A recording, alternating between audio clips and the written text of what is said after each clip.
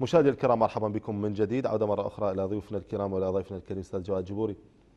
مرة أخرى نعود إلى قضية فك التجميد عن جيش المهدي فيما لو أنه لم تنسحب القوات الأمريكية. متى أعتقد أنه هذا يثير المخاوف، خصوصا أنه مع يعني هي الأجهزة الأمنية لم تسلم من الخروقات، يعني تنظيم مسلح هو خارج عن إطار الرؤية العامة للأجهزة الأمنية للدولة، هل سيسلم من خروقات؟ أستاذ اسمح لي أقول لك، شوف، أن تعيش بكرامة لا تحتاج الكثير من التفكير. الإنسان يعني ولد حر وينبغي أن يعيش حر وتعيش كرامته، يعني كرامته فوق أولى الأولويات.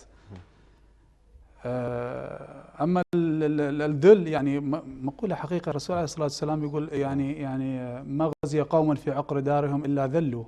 فمسألة أن تستمر أن تعيش تحت ضغط الاحتلال وتحت ظل الاحتلال وتحت إرادة الاحتلال أمر لا يحتاج الكثير من التفكير في أن تستنهض همتك وتقاوم الاحتلال بكل ما أوتيت من قوة، سواء كانت عسكرية، سياسية، عقائدية، فكرية. نشعر بغزو في حقيقة. هناك من يتخوف أن تتجدد يعني أعمال العنف والمناوشات، لا بل ما حصل في البصرة بين الأجهزة يعني الأمنية إذا المهدي. عودة قليلا يعني إلى التاريخ وتاريخ تشكيل الجيش الإمام والحركة التي تحرك بها الجيش، هو حقيقة كان رد فعل مع شديد الأسف لفعل الإرهاب الذي جاء بحاضنة الاحتلال في طبيعة الأمر. لأنه احنا نلاحظ يعني في فترة عشنا سنة كاملة في بحبوحة من الأمن والأمان، لكن ما أن بدأ يتبلور نظام سياسي وبدأت تتبلور أفكار واتفاق قوى سياسية على تأسيس هذا النظام الوافد اللي جاء مع الاحتلال على اعتبار نظام ديمقراطي. بس انتم جزء من هذا النظام لا، في لحظتها احنا ما كنا جزء ولا راغبين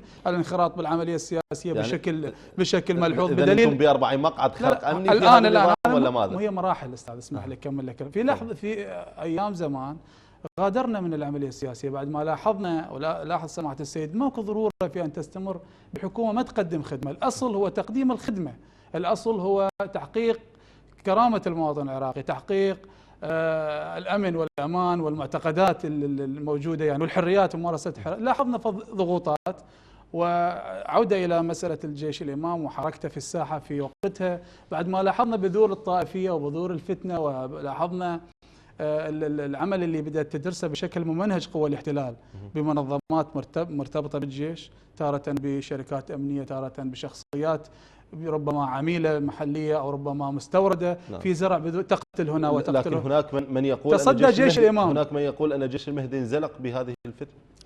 يعني ربما حدثت كثير بغياب القانون، حدثت كثير من الأمور قد تؤشر فيها شيء من السلبيات، ولكن هذه بحكمة سماحة السيد يعني توقف في نقطة من الزمن، يعني جمد جيش المهدي وجمد الحركة بعدما بدأت تتبلور معالم دولة ومعالم قانون ووجود المؤسسة ووجود المحكمة ووجود الشرطة، وأخليت الساحة يعني مع شديد الأسف لمن يعني يدعي القانون. ولكن لاحظنا كيف انقلبت الكفة، ولاحظنا كيف يعني صار الظلم وملئت السجون وملئت المعتقلات الأمريكية، وهجر كثير من ملأ الساحة في عامل التصدي والخدمة، القصد منه تقوية النظام مع شديد الأسف. ولكن الآن المرحلة يعني تغيرت. الآن المرحلة تغير جيش الإمام من جيش مقاومة عسكرية، مقاومة يعني هل فعلا ان هذه المقاومه ستنتهي في حال انسحبت القوات الامريكيه؟ كيف سيكون شكل المقاومه فيما لو تاخر هذا الانسحاب؟ هو حتى الان لا توجد يعني